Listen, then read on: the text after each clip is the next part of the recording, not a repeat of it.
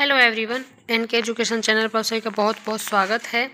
CTET की तैयारी में आज हम बाल विकास एवं शिक्षा शास्त्र यानी सीडीपी को करेंगे, जिसमें हम आज 30 क्वेश्चन करेंगे। इससे पहले पार्ट में भी हम 30-30 करके 3 पार्ट में अपना सीडीपी कर चुके हैं। तो जो स्टूडेंट्स हमारे चैनल पर पहली बार आए हैं, प्लीज़ वो चैनल को ज़रूर सब्सक्राइब कर लें। आपको यहाँ पर प्रत्येक क्लास और आपके जो भी डाउट्स होते हैं आप कमेंट सेक्शन में उन्हें पूछते रहें, आपको उनका प्रॉपर आंसर दिया जाएगा। तो प्लीज़ चैनल ज़रूर सब्सक्राइब करें और एक लाइक ज़रूर करें, और जो भी आपकी क्वेरीज़ हों उन्हें कमेंट सेक्शन में ज़रूर करें। तो स्टार्ट करते हैं हम अपना सीडीपी का पार्ट 1। इससे पहले अगर आपने नहीं देखा है तो सीडीपी के भी 3-4 पार्ट्स अभी जो रिसेंटली में डाले वो तो पहले हैं, जो 2024 के हैं वो पढ़े हुए हैं, और साथ में हिंदी के गद्यांश पद्यांश वो काफ़ी अच्छे तरीके से मैंने समझाया हुआ। अगर आप वो गद्यांश पद्यांश एक बार देख लेंगे तो मुझे नहीं लगता कि कभी आप गद्यांश या पद्यांश को गलत कर पाएंगे, हिंदी इंग्लिश दोनों में ही। तो चलिए पहले शुरू कर लेते हैं हम अपना सीडीपी। आप पहले वो भी देख लीजिएगा एक बार, अपना गद्यांश पद्यांश जो मेरे चैनल पर पड़े हुए हैं। वो सच में आपको आपके 30 मार्क्स कहीं नहीं गए हैं, वो इतने अच्छे से मैंने उसको डिफाइन किया हुआ है वहाँ पर। पहले जो स्टूडेंट्स थे उन्होंने भी उस चीज़ को, जो उनका टेस्ट जब क्लियर हुआ तो उन्होंने कमेंट करके स्पेशल इस चीज़ के लिए थैंक्स भी बोला था। तो जीन पियाजे पहला क्वेश्चन है हमारा, चलिए शुरू कर लेते हैं। जीन पियाजे के अनुसार एक सतत प्रक्रिया जो मानसिक संरचनाओं को परिष्कृत और परिवर्तित करती है क्या कहलाती है? सबसे पहले मैंने आपको बताया सीडीपी बहुत सिंपल लगने वाला भाग होता है, लेकिन इतना सिंपल होता नहीं है। इसलिए हमें भले ही कोई आंसर पता है, लेकिन हमें चारों ऑप्शंस को पहले पढ़ना है। तो पहला नकल उतारने वाला जैसा व्यवहार, वस्तु स्थायित्व और समावेशन और संतुलीकरण। आपको क्या करना है, सीडीपी में जीन पियाजे और जो वाइगोत्स्की है, ये 2-3 मेन हैं जो हमें इसमें डिटेल में हम एक साथ उसका अलग से वीडियो बनाएंगे और इनकी जो पूरी थ्योरीज है ना उनको समझाएंगे हम। अब इसमें जो सही आंसर है, क्योंकि सतत प्रक्रिया जो है वो मानसिक संरचनाओं को परिष्कृत और परिवर्तित करती है, वो है संतुलीकरण। यानी संतुलन होगा तभी तो मानसिक संरचनाओं को परिष्कृत और परिवर्तित कर पाएंगे। तो इसमें जीन पियाजे के अकॉर्डिंग है संतुलीकरण मानसिक संरचनाओं को परिष्कृत और परिवर्तित करती है। आगे, राष्ट्रीय शिक्षा नीति यानी एनईपी 2020 के संबंध में कौन से कथन असत्य हैं या है? हमें ध्यान देना है, यहाँ पर असत्य पूछा है नहीं कि सत्य। हम यहाँ पर मिस्टेक कर जाते हैं, हम बहुत जल्दी से रहते हैं कि कहीं हमारा टाइम ना निकल जाए, और उसमें ही हम ऐसे कर देते हैं। इसलिए यहाँ पर देखना कि हमें असत्य वाला ढूंढना है। तो पहला है, राष्ट्रीय शिक्षा नीति में सकल नामांकन अनुपात को बढ़ावा देने में महत्वपूर्ण भूमिका निभाने हेतु खुली और दूरस्थ शिक्षा के विस्तार की बात कही गई है। तो यहाँ पर हम सही का और गलत का अनुसार बैक में लगाएंगे यहाँ पर, तो ये सही है। ऑप्शन 2, राष्ट्रीय शिक्षा नीति के अंतर्गत एमफिल का कार्यक्रम समाप्त कर दिया गया है। ऐसा नहीं है, लेकिन ये र्यूमर बहुत चला हुआ है कि समाप्त कर दिया गया है। इसकी भी अलग उनके टर्म्स एंड कंडीशंस बताए गए हैं एमफिल को लेकर, लेकिन फिलहाल अभी ऐसा नहीं हुआ है। अगला हम तीसरा देखेंगे, उच्च शिक्षा में सामान्य नामांकन अनुपात को वर्ष 2040 तक 25% यानी 25% बढ़ाने की बात कही गई है। तो ये भी कही गई है, यानी कि ऑप्शन नंबर 1 और 2 जो जिसमें सही है वो हमारा आंसर होगा। तो 1 और 2 कूट नंबर 1 में सही है, यानी कि आंसर हमारा 1 है। अब अगला देखते हैं हम, इसमें क्रियात्मक बुद्धि परीक्षण का उदाहरण। अब ये रेवेन प्रोग्रेसिव मैट्रिसेस, कोह ब्लॉक डिज़ाइन परीक्षण, स्टैनफोर्ड बिने परीक्षण या ड्रॉ ए मैन परीक्षण। तो आपने पढ़ा हो स्टैनफोर्ड बिने परीक्षण, जो अमेरिका के उसमें भी हुआ था। तो इसका सही आंसर है तीसरा, स्टैनफोर्ड बिने परीक्षण क्रियात्मक बुद्धि परीक्षण का उदाहरण है। ध्यान रखना, क्रियात्मक बुद्धि परीक्षण का उदाहरण क्या है? स्टैनफोर्ड बिने परीक्षण। इसको भी परीक्षण को हम डिटेल में एक साथ वीडियो में कवर कर लेंगे। फिलहाल हम अपने आज 30 क्वेश्चन करेंगे। इम्पोर्टेंट है सभी क्वेश्चंस जो कि प्रीवियस ईयर से लिए गए हैं, सभी के सभी, क्योंकि अब सबसे बेस्ट समय जो है ना तैयारी का, क्योंकि पेपर आ चुका है, यही होगा। जितना हम अपने आप को इन सीडीपी को प्लस में कंटेंट के साथ जोड़ते हुए जितना हम प्रैक्टिस करेंगे। तो क्वेश्चन 4 है, ब्लैंक शिक्षक अक्सर शिक्षार्थियों की विशिष्ट क्षमताओं और कमजोरियों को पकड़ लेते हैं। तो कौन से शिक्षक? सामान्य तो नहीं पकड़ेंगे, तो इसका मतलब ये नहीं हो सकता। शैक्षिक दृष्टि से पिछड़े तो बिल्कुल भी नहीं कर सकते। संवेदनशील लग रहा है, लेकिन अभी 4th पढ़ लेते। आधुनिक, तो आधुनिक तो कोई यहाँ पर तुकी नहीं बनती है। तो कैसा संवेदनशील? जो संवेदनशील होते हैं, आप अपने ऊपर भी लगा लीजिए, जो व्यक्ति संवेदनशील होते हैं उनकी किसी भी चीज़ को नोटिस करने की क्षमता अन्य के मुकाबले ज़्यादा होती है। इसलिए यहाँ पर आंसर आएगा कि संवेदनशील, यानी संवेदनशील शिक्षक अक्सर शिक्षार्थियों की विशिष्ट क्षमता और कमजोरियों को पकड़ लेते हैं। अब प्रश्न नंबर 5 देखते हैं हम अपना। पाठ्यक्रम निर्माण के समय अनेक सिद्धांतों को ध्यान रखना होता है, यानी कि जब सिलेबस का निर्माण हो रहा है, समझना है, इसलिए मैं थोड़ा समय लेकर चलूँगी ताकि आप स्वयं भी उस क्वेश्चन को पढ़ सको। यानी ऑडियो और विजुअल जब दोनों तरीके से काम होता है तो आउटपुट तब ज़्यादा अच्छा आता है। तो ऑडियो तो आप मेरी सुन ही रहे हैं, लेकिन विजुअल में आपके सामने सीधा क्वेश्चन है, तो दोनों को ध्यान में करते हुए जो आउटपुट आएगा वो बेस्ट होगा। तो जो हम सिलेबस का निर्माण करते हैं ना, उनके सिद्धांतों को ध्यान में रखना होता है। निम्न सिद्धांतों में से कौन सा सिद्धांत पाठ्यक्रम निर्माण के समय ध्यान देने योग्य नहीं है? यानी कि इन्होंने 4 ऑप्शन दिए, उनमें से कौन सा ऐसा है जो हमें ध्यान नहीं देंगे, वो जरूरी नहीं है। तो अब हम 4 ऑप्शन को पढ़ लेते हैं। पाठ्यक्रम का निर्माण व्यक्तिगत विभिन्नताओं को ध्यान में रखकर किया जाना चाहिए। बिल्कुल किया जाना चाहिए, सही है। सही गलत का निशान हम अपना बैक में लगाते रहेंगे। और ऑप्शन 2 है, प्रत्येक स्तर के पाठ्यक्रम में पूर्ण पृथकता होनी चाहिए ताकि विद्यार्थी को अगली कक्षा में बिल्कुल अलग अनुभव हो। तो ये अभी हमें ठीक नहीं लग रहा, बस इसको हम ऐसे छोड़ देंगे। क्यों? क्योंकि अगर प्रत्येक स्तर में पृथकता हो जाएगी तो जो मान लीजिए मैंने 6th क्लास में पढ़ा, अगर उसका रिलेशन 7th में नहीं है, एकदम डिफरेंट है, तो कोरिलेट कैसे कर पाएगा? ये तो एक सीढ़ी है, विकास की सीढ़ी, आप समझते हो? बच्चा इस तरीके से चलता है, इस तरीके से, यानी एक बार ऊपर जाता है, फिर नीचे आता है, फिर ऊपर जाता है, एक बार नीचे आता है, फिर ऊपर जाता है, फिर एक बार नीचे आता है, फिर ऊपर जाता है। तो यहाँ तो हमारा ये विकास का स्तर भी फेल हो रहा है, क्योंकि अगर वो बैक की क्लास को कोरिलेट नहीं कर पाएगा उससे, तो अभी फिलहाल हमारी समझ से ये गलत है। लेकिन हमें अभी 2 ऑप्शंस और बचे हुए हैं, हमें वो भी देखने हैं। तो हमारी नज़र में ये ठीक है, ये नहीं है, तो दूसरे को भी छोड़ के रखेंगे। अब हम तीसरा पढ़ते, किसी भी स्तर के पाठ्य विषयों की संख्या इतनी अधिक नहीं होनी चाहिए जिससे कि विद्यार्थी को विशेष बोझ लगने लगे। ये सही है। अगर पाठ्य विषयों की संख्या बहुत ज़्यादा होगी तो बोझ लगने लगेगा, तो यानी ये सही है।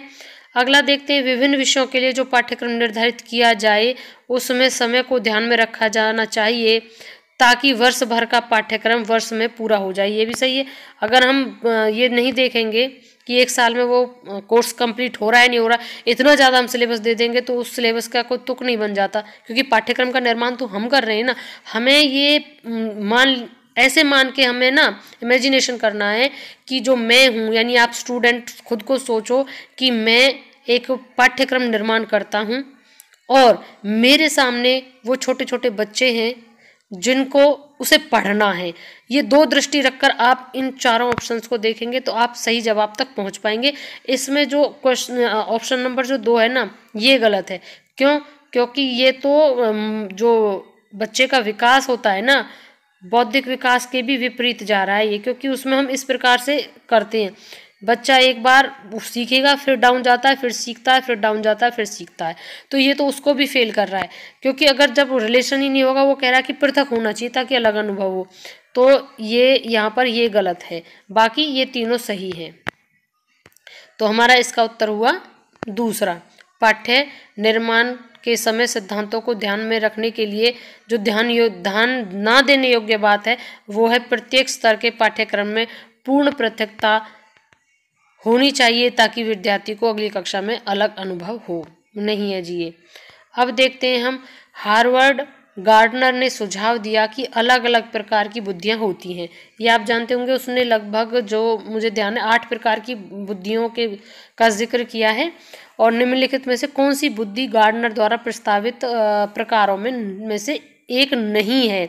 उसने जो दी है, संगीत में दी है, ये है हार्वर्ड गार्डनर ने दी है अपनी बुद्धियों के प्रकार में। संगीत में बुद्धि उसने बोला होती है, भाषाई बुद्धि भी उसने बोला है, और शारीरिक गति संवेदी भी बोला है, व्यवहारिक नहीं है। तो ये किसके अनुसार है? हार्वर्ड गार्डनर के अनुसार व्यवहारिक बुद्धि उसकी जो गार्डनर की बुद्धि है उसमें प्रस्तावित प्रकारों में नहीं है। यानी कि जो हार्वर्ड गार्डनर है वो व्यवहारिक बुद्धि को नहीं मानते थे। अब चलते हैं अपना क्वेश्चन नंबर 7 पे। विकास, सिर्फ इन्होंने ये लिख दिया विकास, तो हमें इसका मतलब लेना है कि विकास क्या है। शरीर किस तरीके से होता है? शरीर के मध्य से बाहर की दिशा में होता है, नीचे से ऊपर की ओर होता है, एक आयामी है, या वातावरणीय कारकों से प्रभावित नहीं होता। आप जानते होंगे, आपने जब बाल्यावस्था ये सब पढ़े होंगे तो उसमें बताया है कि शरीर के मध्य से बाहर की दिशा में होता है, क्योंकि सबसे पहले स्पाइनल कोड बनता है, फिर एंड देन हार्ट, और उसी तरीके से ये विकास बाहर की तरफ चलता है। तो शरीर के मध्य से बाहर की दिशा में विकास होता है। यानी कि क्वेश्चन नंबर 7 का ऑप्शन नंबर 1 राइट है। अब चलते हैं हम लॉरेंस कोहलबर्ग का। आ गया, मैं बता रही थी ना, जीन पियाजे, कोहलबर्ग और वाइगोत्स्की, ये 3 तो बहुत ही इम्पोर्टेंट है। इनको तो हमें इनकी सभी थ्योरीज को बहुत डीपली स्टडी करना होगा। अगर आपने नहीं किया तो आप कमेंट सेक्शन में ज़रूर बता दें, क्योंकि इसके नोट्स मेरे पास बने रखे हैं। इन तीनों सभी को मैं मिलके जो पूरा है, एक दिन पूरी क्लास ले लेंगे इनकी। तो लॉरेंस कोहलबर्ग के सिद्धांत की एक मुख्य आलोचना है कि, क्या आलोचना है कोहलबर्ग की, कि उसमें उसके सिद्धांत में नारी परिप्रेक्ष्य गौण है। पढ़ लेते हैं। उसने पियाजे के नैतिकता विकास सिद्धांत को संदर्भ में नहीं लिया। उन्होंने बच्चों की प्रत्येक स्तर पर विशिष्ट प्रतिक्रियाएं नहीं सुझाई। उन्होंने बच्चों पर कोई अनुसंधान कार्य नहीं किया। तो सिद्धांत की मुख्य आलोचना है, तो जो आलोचना है उनकी क्या है, मुख्य आलोचना हमें बतानी है। तो ये भी नहीं है, ये उन्होंने किया है, जीन पियाजे का भी किया है, अनुसंधान कार्य नहीं किया, बल्कि उन्होंने किया है अनुसंधान कार्य बच्चों पर। कोहलबर्ग का तो बहुत नाम आता है, और प्रत्येक स्तर पर विशिष्ट प्रतिक्रियाएं नहीं सुझाई, और उन्होंने प्रतिक्रियाएं भी सुझाई। यानी उन्होंने नहीं है, जो कुछ गौण कहा तो वो रहा है उनका ये इसी आधार पर उनकी आलोचना होती है कि उन्होंने नारी परिप्रेक्ष्य को गौण रखा है। कोहलबर्ग ने, ध्यान रखना, कोहलबर्ग के सिद्धांत की जो आलोचना होती है वो इस आधार पर होती है कि उन्होंने नारी परिप्रेक्ष्य गौण है। अब चलते हैं हम प्रश्न नंबर 9 पे। निम्न में से कौन वेसलर द्वारा दी गई बुद्धि की परिभाषा का हिस्सा है? वेसलर ने बुद्धि की परिभाषा दी, तो वो इनमें से कौन सी है उसके अनुसार, ये हमें करना है। तो पहले देख लेते हैं। प्रकृतिवादी बुद्धि नहीं था। दृश्य स्मृति और चित्रात्मक कल्पना, ये भी नहीं था उनका, कौन वेसलर का। पर्यावरण के प्रति अनुकूलित होने की क्षमता, ये था उनका। और स्थानिक और गति संवेदी क्षमताएं, ये भी नहीं था। तो जो वेसलर है उनका बुद्धि की परिभाषा का हिस्सा था तीसरा, पर्यावरण के प्रति अनुकूलित होने की क्षमता बुद्धि की परिभाषा थी वेसलर के अनुसार। यानी हम कह सकते हैं कि वेसलर के अनुसार बुद्धि वह है जो पर्यावरण के प्रति अनुकूल होने की क्षमता रखती है, ये वेसलर ने कहा था बुद्धि की परिभाषा में। अब देखते हैं अपना क्वेश्चन नंबर 10। एक शिक्षक को बच्चों के बीच भ्रांतियों से किस तरह निपटना चाहिए? भ्रांतियां हो गई बच्चों के बीच में, तो अब उस शिक्षक कैसे निपटेगा उससे? उनकी भ्रांतियों की पहचान कर ले, लेकिन उन पर ध्यान नहीं देना चाहिए। दूसरा, उनकी भ्रांतियों के प्रत्युत्तर हेतु अवसर प्रदान करने चाहिए। यानी कि जो भ्रांतियां हैं उनसे पूछते रहें और उन्हें अवसर दें कि बताओ क्या क्या भ्रांतियां हैं। तीसरा है, भ्रांतियों को व्यक्त करने के लिए बच्चों को दंडित करना चाहिए। उन्हें सीधे एक उपचारात्मक शिक्षक के पास भेजना चाहिए। मैंने आपको पहले भी बताया था कि CDP में जब भी बच्चे को लेके कोई डायरेक्ट क्वेश्चन पूछा जाए तो आपको बच्चे के फेवर वाला आंसर ढूंढना है। ये मैंने तुक्का के तौर पे भी आपको बताया था कि अगर आपको एक साथ सीधा सटीक आंसर नहीं आता और अगर आपको बच्चे वाला CDP कहीं मिल जाता है तो आपको बच्चे के फेवर वाला क्वेश्चन आंसर ढूंढना है, ऑप्शन, ना कि उसके खिलाफ वाला। जैसे कि इसमें कई ऑप्शन उसके खिलाफ में जा रहे हैं, जैसे कि 2 जा रहे हैं इसमें। एक तो दंडित करना, हम बच्चे को कभी दंडित नहीं करेंगे, CDP में ध्यान रखना, जहाँ भी दंडित वाला ऑप्शन आएगा वो हो ही नहीं सकता। दूसरा ये भी खारिज हो जाता है कि उपचारात्मक शिक्षक के पास भेजेंगे। हर टीचर को उपचारात्मक शिक्षण करना होता है, ये उपचारात्मक कोई विशिष्ट शिक्षक नहीं होता कि उसके पास भेजेंगे। तो इसलिए ऑप्शन नंबर 2 भी गया, 2 भी गया, सॉरी पहले 3 भी गया क्योंकि दंडित का था, और फिर 4th भी गया, यानी 2 ऑप्शन तो हमारे यही चले गए। अब बचा क्या, उनकी भ्रांतियों की पहचान करें, लेकिन उन पर ध्यान नहीं देना चाहिए, ये भी नहीं कर सकते क्योंकि हम जो NEP आई है और जो RT एक्ट 2009 था उसके अकॉर्डिंग हम बच्चे की किसी भी बात को नज़रअंदाज नहीं कर सकते। इसलिए यहाँ पर ये बात इन्होंने यहाँ साफ कह दी, तो यहाँ पर ये खारिज होती है ना, यानी ऑप्शन नंबर 1 भी हमारा जाता है। वो कहता है उन पर ध्यान नहीं देना चाहिए। जब बच्चा आपको भ्रांति बता रहा और आप टीचर होकर ध्यान नहीं दे रहे तो ये ऑप्शन भी गलत है। तो इसका ऑप्शन बनता है, 3 गलत हो गए, पहला भी, तीसरा भी और चौथा भी। तो जो दूसरा है वो सटीक है। उनकी भ्रांतियों के प्रत्युत्तर हेतु अवसर प्रदान करने चाहिए।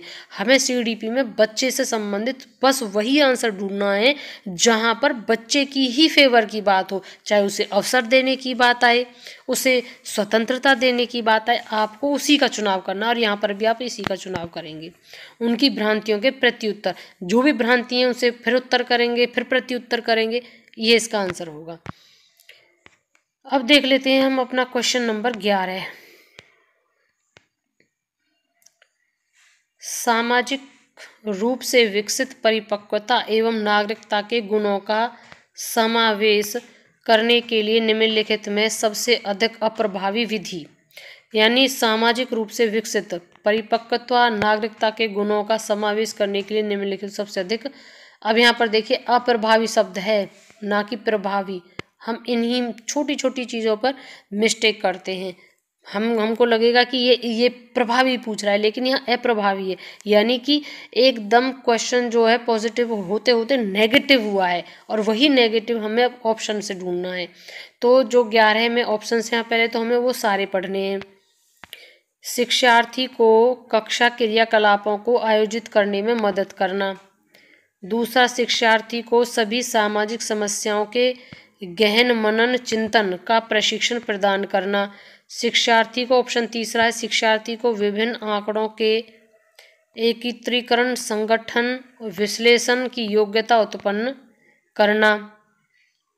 और चौथा है, शिक्षार्थी में सत्य असत्य की विवेकशीलता का विकास करना। तो इसमें जो है हमें सबसे सामाजिक रूप से परिपक्वता नागरिकता के गुणों का समावेश करने के लिए निम्नलिखित में से सबसे अधिक अप्रभावी ढूंढना है। तो अप्रभावी इनमें क्या है, ये तो बहुत अच्छे से बोल रहा है कि शिक्षार्थी को कक्षा क्रियाकलापों को आयोजित करने में मदद करना, तो ये तो प्रभावी है, तो ये नहीं हो सकता हमारा उत्तर। सामाजिक समस्याओं के गहन मनन चिंतन का प्रशिक्षण, तो बच्चे को तो कहीं प्रशिक्षण नहीं दिया जाता, शिक्षार्थी को तो, और फिर समस्याओं के गहन मनन चिंतन का प्रशिक्षण है। फिलहाल हमारी नज़र में ऑप्शन 2 उत्तर बैठ रहा है, लेकिन तीसरे को देख लेते हैं। शिक्षार्थी को विभिन्न आंकड़ों के एकत्रीकरण, संगठन, विश्लेषण की योग्यता उत्पन्न करना। तो यहाँ पर जितना लंबा ऑप्शन होता है वो हमारा मोस्टली तुक्के के तौर पे बता रही हूँ सही होता है। और शिक्षार्थियों में सत्य असत्य की विवेकशीलता, ये भी बिल्कुल सही बैठता है। तो इसमें है हमारा ऑप्शन नंबर 2, क्योंकि हमें अप्रभावी ढूंढना था और अप्रभावी विधि इसमें यही है, गहन मनन चिंतन का प्रशिक्षण। ये कोई यहाँ पर सटीक आंसर नहीं है, तो इसका आंसर यही है।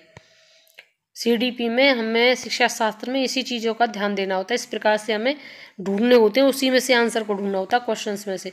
अब आगे जी, हार्वर्ड गार्डनर के अनुसार, अभी तो आया था उनका बुद्धि का, एक बुद्धि एक इकाई है बुद्धि, दूसरा ऑप्शन बुद्धि के कई अलग अलग प्रकार हैं, बौद्धिक लक्षणों को 3 आयामों संचालन, सामग्री और उत्पादों में वर्गीकृत किया जा सकता है। बुद्धि में एक सामान्य कारक और कुछ विशिष्ट कारक होते हैं। ये है, अब इसमें से हार्वर्ड गार्डनर के अनुसार हमें देखना है कि कौन सा है। तो हार्वर्ड के अनुसार बुद्धि के कई अलग अलग प्रकार हैं। यहाँ पर है, हार्वर्ड गार्डनर ने बुद्धि को एक इकाई नहीं माना, उसने बुद्धि के कई अलग अलग प्रकार माने हैं। Option number 2।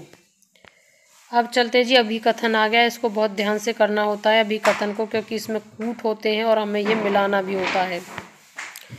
अभिकथन ए, शिक्षिका को बच्चों को व्यक्तिगत रूप से काम के लिए प्रोत्साहित करना चाहिए, वह सहयोग करने से हतोत्साहित करना चाहिए। और आर तर्क है, विविध शिक्षार्थियों वाली कक्षा में सहयोग एक अत्यधिक अप्रभावी रणनीति है।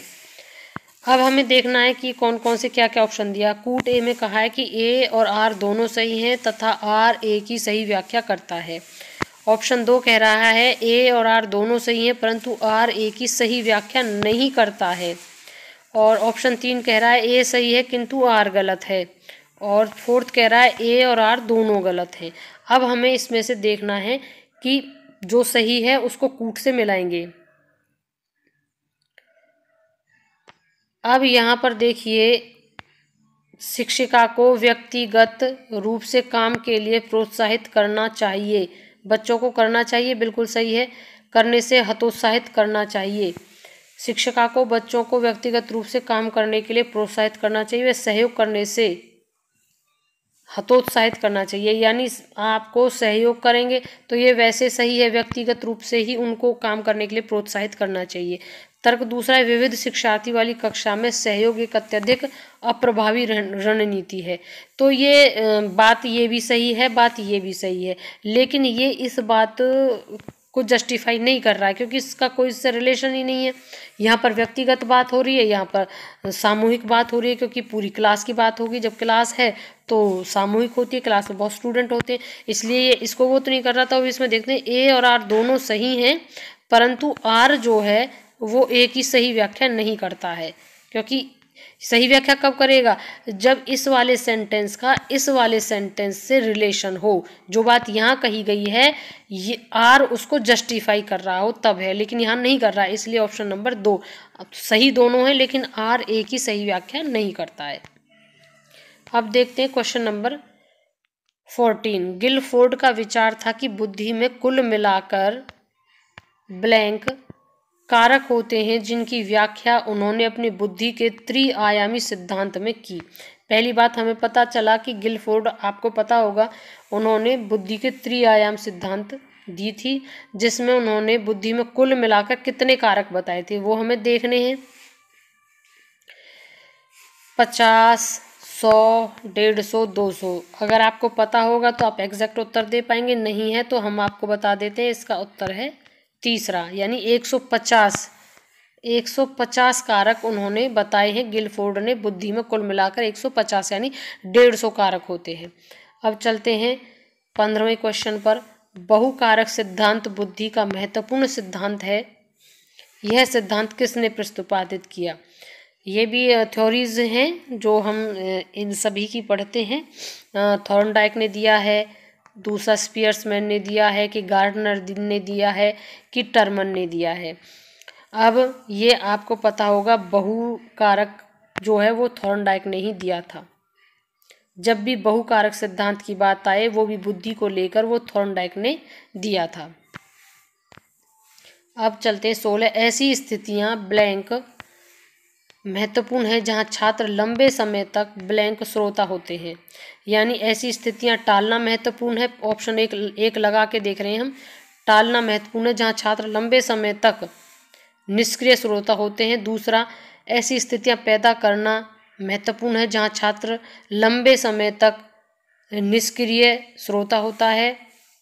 या ऐसी स्थितियां निषेध करना महत्वपूर्ण है जहां छात्र लंबे समय तक सक्रिय श्रोता होता है।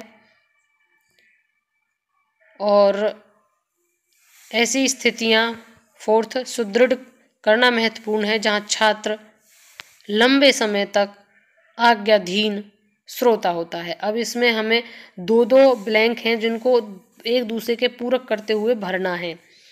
तो इसमें क्या है, जो सही है वो ये बैठ रहा है। क्यों? क्योंकि ऐसी स्थितियां टालना ही बेहतर होगा। टालना महत्वपूर्ण है जहां छात्र लंबे समय तक निष्क्रिय श्रोता हो। क्यों? क्योंकि ये दोनों एक दूसरे के पूरक हो गए। जब कोई निष्क्रिय है तो उस चीज को टालना बेहतर है, क्योंकि हम टीचिंग का जो काम है वहाँ निष्क्रियता का कोई मतलब नहीं है, वहाँ सक्रियता का मतलब होता है। टीचिंग में सक्रिय होना जरूरी है, और अगर आपकी टीचिंग ही निष्क्रिय हो रही है तो ऐसी परिस्थिति को टालना बेहतर है। तो option number 1 is the right answer. फिर अभी कथन आया है, कुछ संस्कृतियों में किशोर लड़कियों में मासिक धर्म की शुरुआत का जश्न मनाया जाता है, जबकि अन्य संस्कृतियों में इसे गुप्त रखा जाता है। तर्क आर क्या कहता है, विभिन्न सांस्कृतिक संदर्भों में पलने वाले बच्चों के लिए बचपन के अनुभव भिन्न भिन्न होते हैं। तो यहाँ पर हमें पढ़ के ये तो समझ में आ गया कि कथन ए भी सही है और कथन बी भी सही है। अब ये देखना पुष्टि कौन कर रहा है, किसकी नहीं कर रहा है। तो वैसे इसका आंसर हमारी समझ में आ गया है, लेकिन फिर भी हम इसको करेंगे अच्छी तरीक़ा से, क्योंकि अभी कथन करते करते इतना प्रैक्टिस हो गया। इसीलिए बहुत ज़रूरी होता है कि सी टेट में आप जितना प्रैक्टिस करोगे उतना आप बेहतर होते जाओगे। इसलिए ज़्यादा से ज़्यादा मॉक टेस्ट जो कि सी टेट की ऑफिशियल वेबसाइट पर पढ़े, आपको बहुत ज़्यादा उनकी प्रैक्टिसेस करनी है। साथ में हमारी वीडियोस पर चैनल पर जो हैं उनके साथ प्रैक्टिस करनी है आपको। तो अब हमें इसमें देखना है ऑप्शन ए क्या है। ए क्या कह रहा है, ए और आर दोनों सही हैं, और आर सही की आर जो है ए की सही व्याख्या करता बिल्कुल नहीं कर रहा। ये अलग बात कह रहा है और ये अलग बात कह रहा है। आगे देखो, ए और आर दोनों सही हैं, वो हमने शुरू में ही कह दिया दोनों सही हैं, और आर ए की सही व्याख्या नहीं करता, बिल्कुल नहीं करता।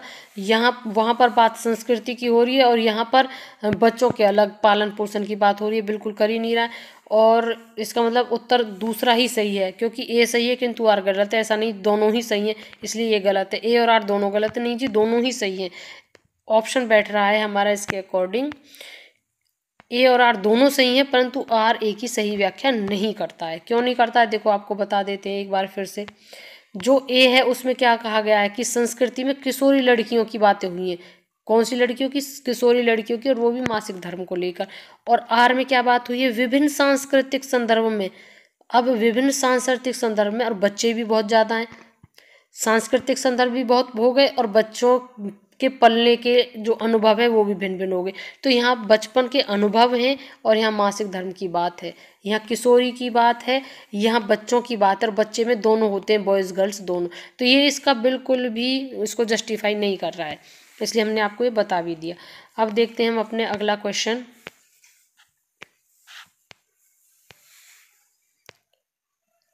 हमें पूरे 30 क्वेश्चंस करने हैं, आप थोड़ा पेशेंस रखना। वीडियो थोड़ा लंबा होगा लेकिन आप बोर नहीं होंगे, इतना निश्चित है, क्योंकि सीडीपी होता ही बहुत इंटरेस्टिंग है। लेव वाइगोत्स्की के सिद्धांत के अनुसार बच्चों के सीखने के लिए क्या महत्वपूर्ण है? तो उन्होंने कौन सा सिद्धांत था? हम कह रहे थे कि तुम्हें इन सभी के सिद्धांत याद करने होंगे। तो देखो, लेव वाइगोत्स्की भी आ गया है। तो उनके अनुसार जो है बच्चों के सीखने के लिए क्या महत्वपूर्ण है? इनाम, सजा से बचाव, सामाजिक अंतःक्रिया या अनुबंधन। अगर आपने इसे पढ़ा है तो आप 1 मिनट में बिना ऑप्शन दिए भी आप समझ गए होंगे इसका। उन्होंने सामाजिक अंतःक्रिया, लेव वाइगोत्स्की के अनुसार बच्चों के सीखने के लिए महत्वपूर्ण है सामाजिक अंतःक्रिया, यानी कि बच्चा समाज की में जो अंतःक्रिया करता है उससे ज़्यादा सीखता है, according to the Lev Vygotsky, सामाजिक अंतःक्रिया के उसमें। अब आ गई जी कोहलबर्ग। अब देखो जी ये क्या कह रहे हैं, कोहलबर्ग द्वारा प्रतिपादित नैतिक विकास सिद्धांत की प्रथम अवस्था पूर्व रूढ़िगत अवस्था में निहितार्थ है। इस अवस्था में ऑप्शन 1 क्या कह रहा है, में बालक सामाजिक व्यवस्थाओं का आकलन मानव अधिकारों के परिप्रेक्ष्य में करने लगता है। ऑप्शन 2 क्या कह रहा है कि इस अवस्था में बालक सही और गलत से मिलने वाली सजा, यहाँ पर देखें, मिलने वाली सजा और उपहार पर निर्भर करता है। ऑप्शन 3 क्या कह रहा है, इस अवस्था में बालक दूसरों से निष्पक्ष व्यवहार को अपना नैतिक कर्तव्य मानते हैं।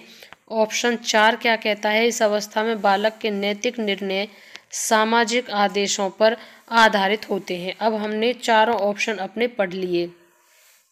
इसमें जो सही राइट आंसर है, आपने भी पढ़ते ढूंढ लिया होगा, राइट आंसर सेकंड है, यानी इस अवस्था में बालक सही और गलत से मिलने वाली सजा और उपहार पर निर्भर करता है। यानी कि वो जब सजा मिलेगी और या उसका उपहार मिलेगा, उसी के आधार पर सही और गलत की पहचान करना सीखता है।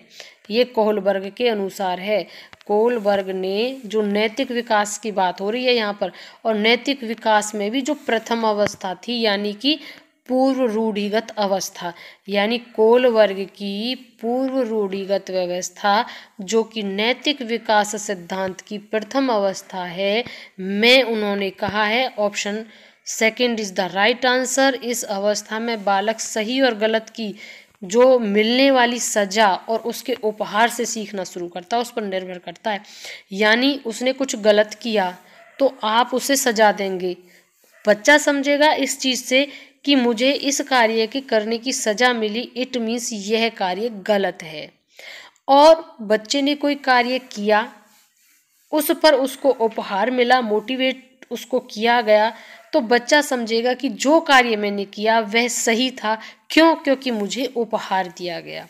तो बच्चा जो सही और गलत की पहचान, जो कि कोहलबर्ग के अनुसार नैतिक विकास सिद्धांत की प्रथम अवस्था पूर्व रूढ़िगत अवस्था है, को बालक सही गलत के रूप में सजा और उपहार से मिलान या निर्भर करके करता है।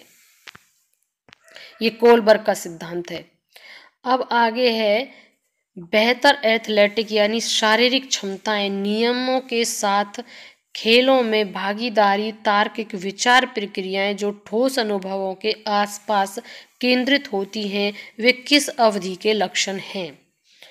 यानी कि बेहतर एथलेटिक क्षमताएं नियमों के साथ खेलों में भागीदारी भी हो रही है, तार्किक विचार प्रक्रियाएं भी हो रही हैं और ठोस अनुभवों के आसपास केंद्रित भी हो रही हैं, वे किस अवधि के लक्षण हैं। शैशवावस्था, प्रारंभिक बचपन, मध्य बचपन या किशोरावस्था। तो सीधी सी बात है, जो मध्य बचपन है उसमें है, क्योंकि किशोरावस्था तक तो आते आते इस प्रकार की मैच्योरिटी तो आ जाती है। अब इसमें जो है शैशवावस्था तो बहुत वैसी होती है, प्रारंभिक बचपन भी नहीं है, दोनों नहीं है। ये जो मध्य बचपन कहा जाता है ये इसका आंसर है। इसमें क्षमताएं बढ़ने लगती हैं, नियम जो खेल होते हैं उनको जानने लगती हैं, उनमें भागीदारी करने लगते हैं, तार्किक विचार प्रक्रियाएं उनकी बढ़ जाती हैं और ठोस अनुभव के आसपास वो केंद्रित होने लगते हैं। यानी मध्य बचपन में ये सब चीज़ें होने लगती हैं। अब 21 ऐसी गतिविधियों का चयन जिसमें अंतःदृष्टि और विविध प्रकार के उत्तर देने की संभावना है, वे किस समुन्नत करती हैं। क्या कि रटकर याद करना, सृजनात्मकता, कुंठा या प्रतिस्पर्धा। ये क्या शो करती हैं, क्या चीज़ है। गतिविधियों का चयन जिसमें अंतर्दृष्टि आ रहा है और विविध प्रकार के उत्तर देने की संभावनाएं। तो सीधी सी बात है, हमारा उत्तर तो यही छिपा हुआ है। अंतर्दृष्टि जिसमें होगी, अंतर्दृष्टि किसमें होती है, जो टैलेंट होगा, जिसमें विविध प्रकार के उत्तर दे रहा है कोई बच्चा, तो वो भी टैलेंटेड बंदा होगा। तो रटकर करने वाला तो ये नहीं कर सकता, जो कुंठा से भरा है वो भी नहीं कर सकता। और प्रतिस्पर्धा तो दो प्रकार की होती है, क्योंकि यहाँ पर इन्होंने बताया नहीं, एक अच्छी भी होती है और एक नेगेटिव भी होती है। तो प्रतिस्पर्धा का इन्होंने जिक्र ही नहीं किया कि किस प्रकार की प्रतिस्पर्धा, आदर्श वाली या नहीं आदर्श वाली, इसलिए ये भी नहीं। तो बचा क्या, सृजनात्मकता, जो कि वास्तव में इज द राइट आंसर, क्योंकि सृजनात्मकता में ही अंतर्दृष्टि और विविध प्रकार के उत्तर देने की संभावनाएं होती हैं। तो 21 का उत्तर सृजनात्मकताएं होगा, अंतर्दृष्टि और विविध प्रकार की। अगला क्वेश्चन है, अपने अध्यायों को जल्दी पूरा करने के लिए शिक्षक अपनी पसंद के विद्यार्थी समूह से उत्तरों की अपेक्षा करते हैं। यह उन विद्यार्थियों की पहचान करने के कौशलों की आवश्यकता होती है जो प्राय प्रश्नों के उत्तर दे सकें। ऑप्शन सेकंड पाठ्यक्रम को आगे बढ़ाने के लिए आवश्यक है। ऑप्शन 3 दूसरे विद्यार्थियों को समान अवसर से वंचित करता है। ऑप्शन 4 उन विद्यार्थियों की सहायता करता है जो रुचि लेते हैं और शिक्षकों के पसंदीदा बन जाते हैं। अब हमने चारों ऑप्शन देख लिए। अब हमें फिर से देखना है कि अपने अध्याय को जल्दी पूरा करने के लिए शिक्षक अपनी पसंद के विद्यार्थी समूहों से उत्तर की अपेक्षा करते हैं। अब यहाँ पर तो गलत पॉइंट तो यही आ गया कि शिक्षक अपनी पसंद के विद्यार्थी, तो शिक्षक के अपने पसंद के विद्यार्थी सभी होने चाहिए, और यहाँ पर समूह से उत्तर की अपेक्षा करते हैं। तो क्या होगा इसका, इसमें फिर दूसरे विद्यार्थियों को समान अवसर से वंचित करता है। क्यों? क्योंकि यहाँ पर कुछ समूह की तो बात होके रह गई, बाकी जो दूसरे हैं वो कहाँ जाएंगे। तो यहाँ पर इसी प्रकार से हमें उत्तर खोजना होता है। अब आप यहीं पर देखिए, एक बहुत साइकोलॉजिकल बात है यहाँ पर, ये चीज़ हमने पकड़ी, शिक्षक अपनी पसंद के विद्यार्थी समूह, तो अपनी पसंद के यानी कुछ स्टूडेंट्स हुए, और यहाँ पर जो बातें आ रही हैं उन विद्यार्थियों की पहचान करने की कौशल की आवश्यकता होती है जो प्राप्त प्रश्नों को उत्तर दे सकें। पाठ्यक्रम को आगे बढ़ाने की ये भी नहीं होगा, और उन विद्यार्थियों के साथ, क्योंकि हमें ज़्यादा विद्यार्थियों की संख्या आ रही है, तो यहाँ पर जो तीसरा है दूसरे विद्यार्थियों को समान अवसर से वंचित करता है, तो बिल्कुल करेगा, क्योंकि अगर वो अपने सिलेबस को पढ़ाने के लिए कुछ ही बच्चों पर डिपेंड होकर आगे आगे बढ़े जा रहे हैं, उन्हीं से उत्तर की अपेक्षा कर रहे हैं, तो इससे तो दूसरे बच्चों को समान अवसर से वंचित रहेंगे ये।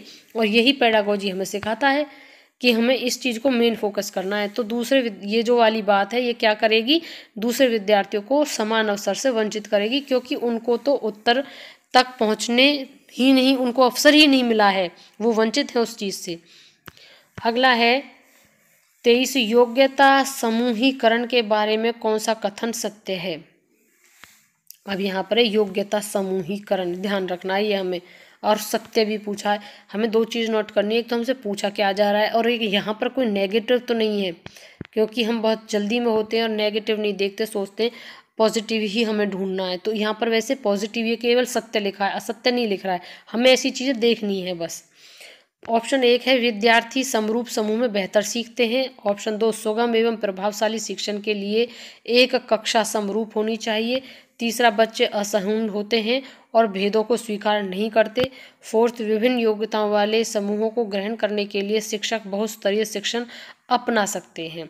अब योग्यता समूहीकरण के बारे में हमें सत्य को खोजना है।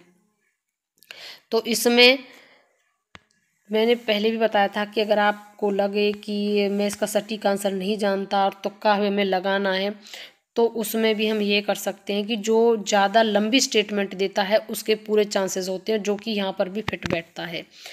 औरों के मुकाबले ये कथन पूरा सत्य है कि विभिन्न योग्यताओं वाले समूहों को ग्रहण करने के लिए शिक्षक बहुस्तरीय शिक्षण अपना सकते हैं, यानी बहुस्तरीय शिक्षण करना होगा अगर हम योग्यता समूहीकरण के बारे में बात करें तो 23 का राइट आंसर इज फोर्थ, विभिन्न योग्यताओं वाले समूह को ग्रहण करने के लिए शिक्षक बहुस्तरीय शिक्षण अपना सकते हैं योग्यता समूहीकरण के लिए।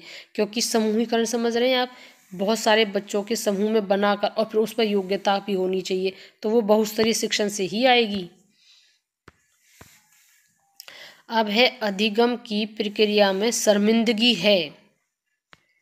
अब अधिगम सीखने में शर्मिंदगी कैसी, आवश्यक है, हानिकारक है, शर्मिंदगी का कोई संबंध नहीं और महत्वपूर्ण है। तो ये तो बहुत ही सिंपल प्रश्न है, आप समझ ही गए होंगे। अधिगम में शर्मिंदगी का क्या स्थान, कोई स्थान नहीं, तो ये हानिकारक है। अधिगम की प्रक्रिया में शर्मिंदगी हानिकारक है। Option number 2 is the right answer of 24 question, क्योंकि आवश्यकता तो कोई मतलब नहीं, का कोई संबंध नहीं है, जब संबंध है ही नहीं तो हमें संबंध बताना भी नहीं है, और महत्वपूर्ण तो बिल्कुल नहीं, इसलिए हानिकारक इज द राइट आंसर। अधिगम और शर्मिंदगी का क्या मतलब, हानिकारक है। अगर आप सीखना चाहते हो शर्मिंदगी भी महसूस कर रहे हो तो आप सीख ही नहीं पाएंगे, इसलिए ये हानिकारक है। हमें इसलिए यहाँ पे हानिकारक जवाब देना है, क्योंकि अधिगम और शर्मिंदगी ये एक दूसरे के खिलाफ हैं। अगर आपको अधिगम होता है सीखना, अगर आप लर्निंग चाहते हो और शर्म भी करते हो तो आप कैसे सीखोगे, इसलिए हानिकारक है अधिगम में शर्मिंदगी। अगला चलते हैं हम अपना मोस्टली अब हमारे 30 क्वेश्चंस कंप्लीट होने वाले हैं। और जो भी क्वेरीज हो प्लीज़ आप कमेंट सेक्शन में ज़रूर पूछते रहिएगा। विद्यालयों को निम्न में से सफलता के किस धारणा को चुनौती देनी चाहिए? विद्यालयों को निम्न में से सफलता की किस धारणा को, कौन सी सफलता की धारणा जिसको चुनौती देना चाहिए? विद्यार्थी विद्यालयों में खुद को दूसरों से बेहतर प्रमाणित करके सफलता प्राप्त करें, या सफलता प्रतिस्पर्धा संबंधित नहीं होनी चाहिए, या तीसरा सफलता को संकल्पित करते समय विद्यालयों को संज्ञानात्मकता के साथ साथ भावात्मक क्षेत्रों को भी महत्व देना चाहिए, या फोर्थ है एक ऐसी आकलन प्रणाली जिसमें कोई पहला आता है उसे निर्मित करते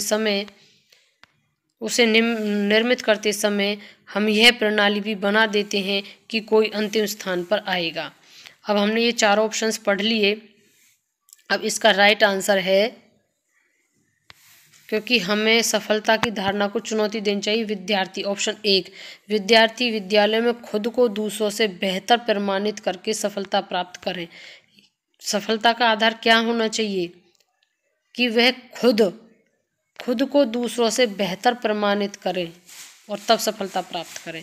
यह है विद्यालय में सफलता की किस धारणा को चुनौती देनी चाहिए, इस वाली धारणा को हमें चुनौती देनी चाहिए। अब है क्वेश्चन नंबर 26, निम्न में से कौन सा वंशानुक्रम से संबंधित कारक है? वंशानुक्रम यानी हेरिडिटी।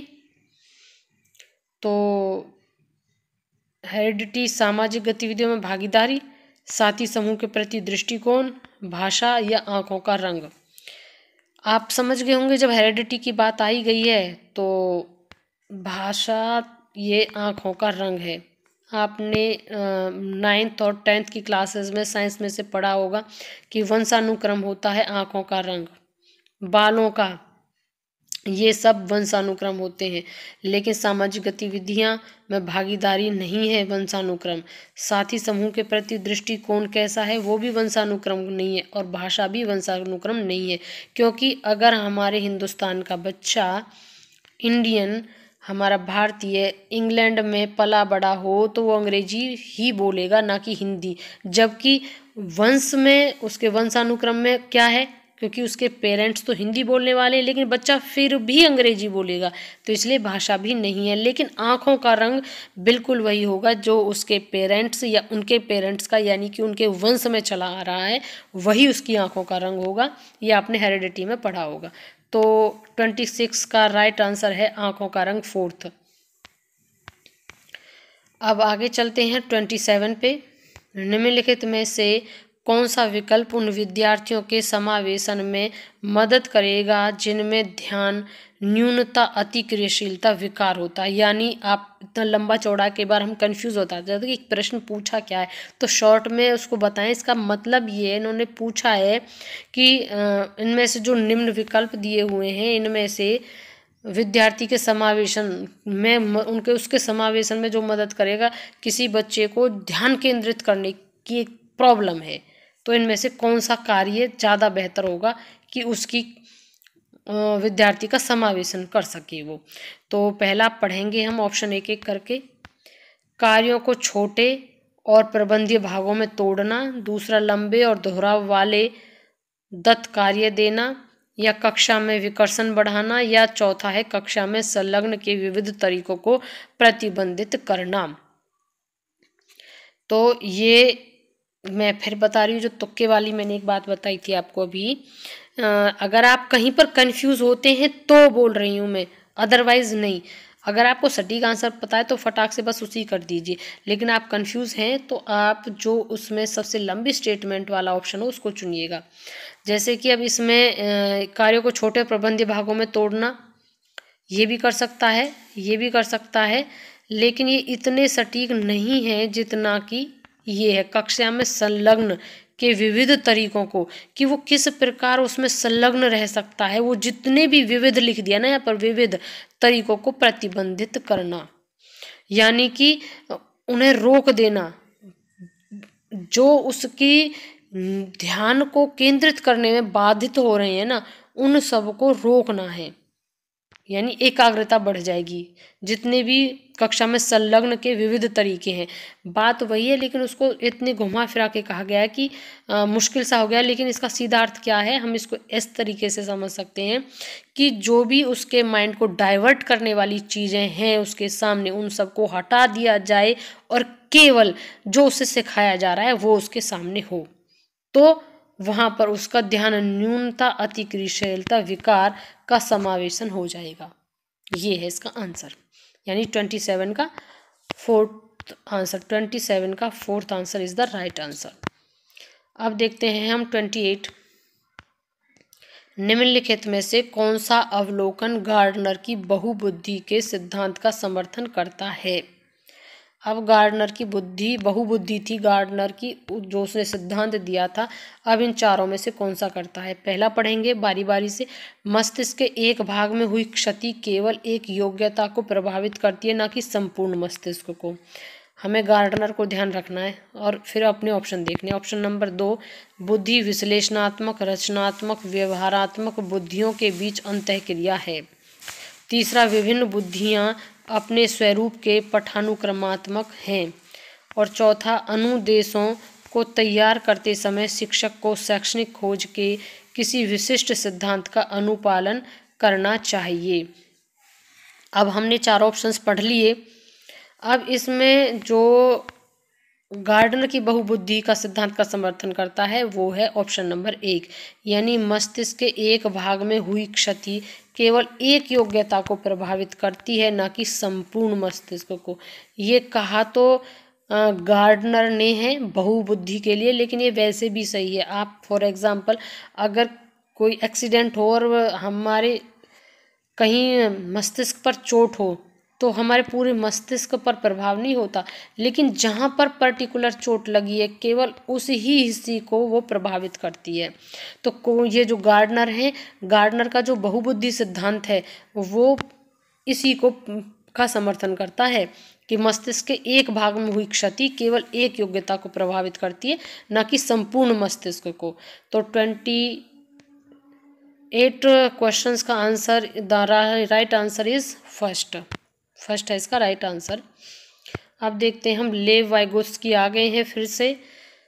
क्या कहते हैं, वाइगोत्स्की द्वारा निम्नलिखित में से किस शैक्षणिक सिद्धांत की वकालत नहीं की जाएगी। यहाँ पर नहीं आ गया है, ये बड़ा टिपिकल होता, बहुत क्वेश्चन गलत कराता है ये नहीं।